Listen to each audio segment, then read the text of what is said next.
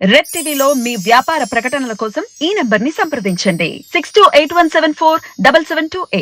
Hi viewers, welcome to our channel. ప్రస్తుతం మనతో పాటు టీడీపీ స్పోక్ పర్సన్ సూర్యదేవ లత గారు ఉన్నారు. వారితో ఒకసారి మాట్లాడదాం. మేడం నమస్కారం. మేడం నమస్తే. మేడం, టీడీపీ నుంచి 2000 కుటుంబాలు వైసీపీలోకి జాయిన్ అయ్యాయని చెప్పేసి మంత్రి అవినాష్ రెడ్డి గారు చెప్పడం చూస్తున్నాం. ఆయన నేతృత్వంలోనే కండువాలు కప్పుకున్నారంటున్నారు. ప్రతిరోజు ఇలా వందల కొద్దీ వైసీపీలో చేరుతారని చెప్తున్నారు. మరి ఈ విధంగా టీడీపీ నుంచి వైసీపీలో చేరితే అంటే టీడీపీ పార్టీ ఖాళీ అయిపోయే పరిస్థితి ఏమన్నా కనబడుతుంది అనుకోవచ్చా? ఇది ఒక పెద్ద జోక్ లాగానే అనిపిస్తుంది. టీడీపీ నుంచి 2000 కుటుంబాలు వెళ్ళి జాయిన్ అయ్యాయని అంటే 2000 కుటుంబాలు వెళ్ళి జాయిన్ అయ్యేంత ఉందనుకుంటున్నారా? అది కూడా గ్రాఫిక్స్ చేయగలిగే సత్తా ఉన్న టీం ఉంది. అది వాళ్ళు అన్ని గ్రాఫిక్సే. సిద్ధం సభ అట్లాంటిది గ్రాఫిక్స్ గ్రీన్ మ్యాట్ వేసి చేసినప్పుడు ఇట్లాంటివన్నీ కూడా ఇప్పుడు 10 మంది ఉంటే 2000 మందినిగా కూడా చూపెట్టగలరు వాళ్ళు. సరే, ఏదేమైనా కూడా జాయినింగ్స్ గురించి మనం మాట్లాడాల్సి వచ్చినప్పుడు ఎందుకు జాయిన్ అవుతారు, ఏం జరిగిందని జాయిన్ అవుతారు అంటే వాళ్ళ నాయకుల్ని వాళ్ళే తీసుకొచ్చి మళ్ళీ రెండోసారి కప్పిస్తున్నారా? ఒకవేళ రాకపోతే చంపుతామని బెదిరిస్తున్నారా? ఎందుకంటే బాబాయ్నే చంపిన వాళ్ళు. సో ఇంకా అక్కడ ఊర్లో ఎవరినో ఒకళ్ళు చంపడమో కొట్టడము ఏదో ఒకటి జరిగింది అనుకోండి, సరే వాళ్ళతో పాటు 10 మంది వస్తారు. సో 10 మంది వచ్చింది మళ్ళీ గ్రాఫిక్స్ చేసుకుంటాం. ఇది అనేది వాళ్ళకి అలవాటు అయిపోయిన పని. ఉన్న నాయకులు ఎమ్మెల్యే క్యాండిడేట్లే వెళ్ళిపోతుంటే వీళ్ళు వచ్చి మీకు చేసేది ఏంటి చెప్పండి? రేపు ఓటేసేటప్పుడు వాళ్ళు వచ్చి మీ దగ్గర చూపెట్టి వేస్తారా? వాళ్ళు పోలింగ్ బూత్లో వేసేటప్పుడు ఎవరికి వాళ్ళకి ఇష్టమో వాళ్ళకి వేసుకుంటారు. ఇప్పుడు మీరు డబ్బు ఇచ్చినా ఓటేయినట్టే, రేపు పొద్దున మీ దగ్గర కండువా కప్పుకున్నా ఓటేయరు వాళ్ళు అనేది. ఎందుకంటే అండి, ఒక్కసారి మనం చూస్తున్నాం, బాబాయ్ని చంపినప్పుడు అదే పులివెందుకు సంబంధించిన వివేకానంద రెడ్డి గారిని చంపినప్పుడు వాళ్ళకందరికీ తెలియదా? అవినాష్ రెడ్డి గారు వచ్చి రోజుకి 2000 మంది రోజు జాయినింగ్స్ ఉంటాయి అని అంటే అది ఎవరైనా చెప్తే నమ్ముతారేమో, కానీ అవినాష్ రెడ్డి లాంటి వాళ్ళు చెప్తే ఎలా ఉంటుంది? ఇది ఎవరు చెప్పినా అంటే వైసీపీలో వాళ్ళకి ఎలా కనిపిస్తుంది అంటే ఇంకా వాళ్ళు డైజెషన్ చేసుకోలేకపోతున్నారు.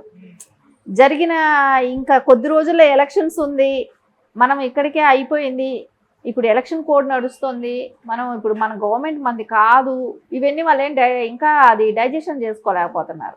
సో ఇష్టం వచ్చినట్టు వాళ్ళు ఏదో ఒకటి మాట్లాడాలని, మా పార్టీలో ఇంతంత జాయినింగ్స్ ఉన్నాయి అంటే వీళ్ళు ఏం చెప్తున్నారు అలా చెప్పుకుంటూ మారిపోయే వాళ్ళు ఉన్నారు కదా, పార్టీ వదిలి వెళ్ళిపోదాం అనుకున్న వాళ్ళని ఆపడానికి ప్రయత్నించే ప్రయత్నం ఏదో చేస్తున్నారు. అదే ప్రయత్నం జరుగుతోంది. సరే, షర్మిల గారి దగ్గరే అదే ప్లేస్లో తను పోటీ చేస్తుంది కదా, సో ఆ ఓట్లు తనకెందుకు పడవు? ఇప్పుడు ఎవరైతే రాజశేఖర్ రెడ్డి ఫాలోవర్సే కదా పులివెందుల అంతా కూడా, వివేకానంద రెడ్డి గారి ఫాలోవర్సే కదా. జగన్మోహన్ రెడ్డి గారు తర్వాత వచ్చారు, అవినాష్ గారు వీళ్ళందరూ తర్వాత వచ్చిన వాళ్ళే. అది వరకు ఎవరు అక్కడ లీడ్ చేశారు, ఎవరు అక్కడ నిలబడ్డారు? ఇవన్నీ చూసుకుంటే రేపు పొద్దున షర్మిల గారికి అవకాశం ఉంది అక్కడ. వీళ్ళే ఓడిపోవచ్చు కదా, వీళ్ళకి ఓడిపోయే అవకాశాలు కూడా ఎక్కువ కనపడుతున్నాయి. ఇప్పుడు షర్మిల గారిని ఏమీ మాట్లాడలేక అవినాష్ రెడ్డి గారు నా పార్టీలో ఏదో మా పార్టీలో జాయినింగ్స్ అయిపోతున్నాయనో ఏదో ప్రగల్భాలు పలుకుతున్నాడు, కానీ అంత అవకాశం కూడా లేదు. అది చెప్పుకున్నా కూడా అందరూ చూసుకున్నా నవ్వేటట్టే ఉంది, కానీ అదేం పెద్ద సీరియస్గా తీసుకోవాల్సిన విషయం కూడా కాదు. అంటే వీళ్ళందరూ కూడా భయపడో లేకుంటే ఇంకేదో రీజన్స్ ద్వారా జాయిన్ అయ్యారు, కానీ ఓట్లు మాత్రం వీళ్ళకి వెయ్యరు అని అంటారు మేడం. ఖచ్చితంగా వాళ్ళకు ఓట్లు వేసే అవకాశం అయితే ఉండదు. అదే పులివెందుల జనం కూడా మీరు చూడండి, రేపు పొద్దున ఓట్లు వేసే అవకాశం అయితే ఉండనే ఉండదు. అంత ఇది వరకు వచ్చిన మెజారిటీ కూడా రాదు, అసలు మెజారిటీ ఉండదు. నేను బహుశా ఓడిపోయే అవకాశాలు జగన్మోహన్ రెడ్డి స్పష్టంగా కనపడుతుంది. ఎందుకంటే అక్కడ ఆల్రెడీ సునీత గారు నిలబడే అవకాశాలు ఉందంటున్నారు, ఇండిపెండెంట్గా అయినా వేస్తానంటున్నారు. ఆల్రెడీ షర్మిల గారు ఎంపీగా నిలబడుతున్నారు. అక్కడ ఎవరో ఒకరు కాంగ్రెస్ క్యాండిడేట్ అంటూ నిలబెడతారు కదా. సో టీడీపీ క్యాండిడేట్ ఆల్రెడీ ఉన్నాడు, దస్తగిరి అని, ఆయన ఇండిపెండెంట్గా ఆయన వేస్తున్నాడు. వైఎస్ రాజశేఖర్ జగన్మోహన్ రెడ్డి. సో ఇంతమందిలో ఓట్లు దేనికి చీలుతాయి? ఒక టీడీపీ ఓట్ బ్యాంక్ ఎప్పుడూ టీడీపీకి ఉంటుంది, అది అట్లాగే ఉంటుంది.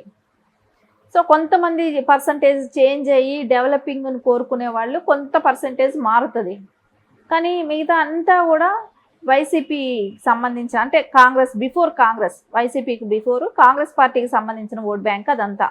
అది ఎంతమంది చీలుస్తున్నారు? జగన్మోహన్ రెడ్డి, షర్మిల అంటే కాంగ్రెస్, దస్తగిరి, సునీత గారు, ఇది నలుగురికి చీలుతున్నాయి ఈ ఓట్లు. సో వాళ్ళకి ఎవరు గెలుస్తారు? సో ఆయన గెలవటం కూడా కష్టమే కదా. నువ్వు ఎన్ని వేల కుటుంబాలని నేను తీసుకొచ్చి జాయిన్ చేస్తున్నావు అంటే రేపు పొద్దున వాళ్ళు ఓటేస్తున్నారనే దానికి నమ్మకం ఏంటి? వాళ్ళు ఏ భరోసాతో జాయిన్ అవుతున్నారు? అంటే వీళ్ళందరూ కూడా పోటీ చేస్తామన్న వాళ్ళకు కూడా ఎంతో అంత కాన్ఫిడెంట్ ఉంటుంది కదా, వాళ్ళకి క్యాడర్ ఉంటుంది కదా. ఇప్పుడు నువ్వు ఈరోజు భయపించుకొని ఒకవేళ తీసుకొచ్చి నువ్వు కండువా కప్పచ్చు, రేపు పొద్దున వాళ్ళు గ్రౌండ్ లెవెల్కి వెళ్ళేటప్పటికి ఎవరికి పనిచేస్తారో ఇది చూసారా?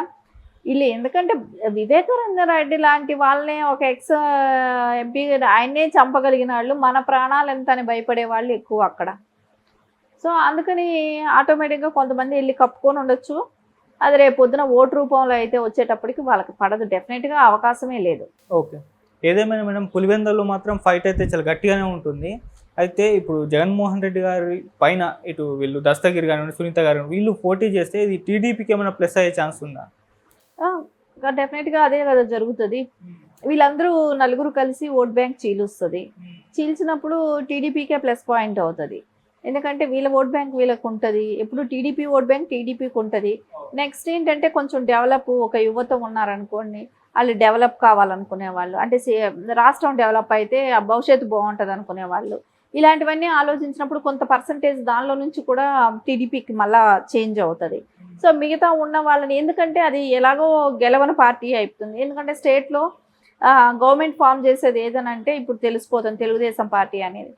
ఇంకా అలాంటప్పుడు ఎందుకు ఓటు వృధాగా అటు వెళ్ళటం, ఇక్కడ కూడా ఒక సీట్ ఇస్తే బెటర్ అనేటట్టు కొంతమంది చదువుకున్న యువతే కానివ్వండి, ఇలాంటి వాళ్ళు కొంచెం అనిపిస్తుంది టీడీపీకే వేస్తే కొంచెం భవిష్యత్తు ఉంటుంది కదా అనేది. అలాంటి ఓట్ బ్యాంక్ కొంచెం వస్తుంది. ఇంకా ఉన్న దానిలో ఈ నలుగురు పంచుకుంటే సో ఎవరు విన్ అయ్యే ఆస్కారం లేదు. జగన్మోహన్ రెడ్డి మేబీ చెప్పలేము. కాంగ్రెస్ పార్టీలో ఒకవేళ సునీత గారు రేపు గెలిచినా గెలవచ్చు, ఎందుకంటే వాళ్ళ నాన్నగారిని దారుణంగా చంపారు కాబట్టి. సో ఉన్న అవకాశం అంటే సెకండ్ ప్లేస్లోకైనా తను రావచ్చు, ఫస్ట్ టీడీపీ వచ్చి తర్వాతైనా తను ఉండొచ్చు. ఎందుకంటే వాళ్ళ నాన్నగారి హత్య గురించి తను పోరాడుతూ ఉన్న విధానమే కానివ్వండి, సో కొంచెం సెంటిమెంట్గా కూడా వర్కౌట్ అయ్యే అవకాశాలు ఉంటాయి. అంటే ఇప్పుడు వైసీపీ పార్టీలో 2000 కుటుంబాలు జాయిన్ అయిపోయాయి అని అంటున్నారు కదా, ఈ టీడీపీ పార్టీలో అలా ఎవరైనా జాయిన్ కావాలంటే చంద్రబాబు గారు డబ్బులు ఇచ్చి వాళ్ళని జాయిన్ చేసుకోవాలి, అటువంటి పరిస్థితి ఉందని చెప్పేసి విజయసాయి రెడ్డి గారు అన్నారు మేడం. ఇది చాలా హాస్యాస్పదం. ఎమ్మెల్యేలే ఆపుకోలేకపోయారు వాళ్ళు, ఇంకా ఈ టీడీపీలో ఇంకా మేము జనాలు చేర్చుకోవడం. మాకే ఇప్పుడు ఒక విషయం ఆలోచిద్దాం, మాకు సీట్లు ఇవ్వడానికి సరిపోవట్లేదు, మీకు సీట్లు ఇస్తానంటే కూడా ఉండట్లేదు. సో దానిలోనే డిఫరెన్స్ తెలిసిపోతుంది కదా. విజయసాయి రెడ్డి గారు అది చూసుకుంటే సరిపోతుంది కదా. ఇప్పుడు మా పార్టీలో అసంతృప్తులు ఎక్కువ ఉన్నా కూడా వాళ్ళు మీ పార్టీలకు వస్తామని ఎక్కడా చెప్పట్లేదు, స్టేట్మెంట్లు ఇవ్వట్లేదు. మాకు ఇక్కడ నువ్వు సీట్ ఇవ్వలేదు కాబట్టి నేను ఆ పార్టీకి వెళ్తున్నాను అనేది కూడా వాళ్ళు అనట్లా. సో వాళ్ళకి ఎలాగైనా సరే వైసీపీ గవర్నమెంట్ని గద్దె దించాలనేది ఎంతనే పనిచేస్తున్నారు. కానీ నీ దగ్గర నువ్వు సీట్ ఇస్తానంటే కూడా ఉండట్లేదు కదా. వైసీపీ గవర్నమెంట్ సిట్టింగ్ ఎమ్మెల్యేలో వెళ్ళిపోతున్నారు. సో దాని గురించి ఆలోచించుకోమనండి. ఇంకా టీడీపీ నుంచి వాళ్ళకి వస్తారు, వాళ్ళకి ఇది చేస్తారనే ఆలోచన మళ్ళీ పక్కన పెట్టచ్చు. వాళ్ళ దగ్గర ఉండే వాళ్ళే ఉండట్లేదు కదా, వైసీపీలో ఉన్న ఎమ్మెల్యేలే ఉండట్లేదు, పక్క పార్టీ వైపు చూస్తున్నారు. చూసి వాళ్ళు అక్కడ సీట్లు తెచ్చుకోవటానికో కాంగ్రెస్కి వెళ్ళిపోవటము ఇట్లా ప్రతి వాళ్ళు చేస్తున్నారు. కానీ తెలుగుదేశం నుంచి అయితే వెళ్ళే ఆస్కారమే ఉండదు. Okay madam, thank you so much madam. Thank you.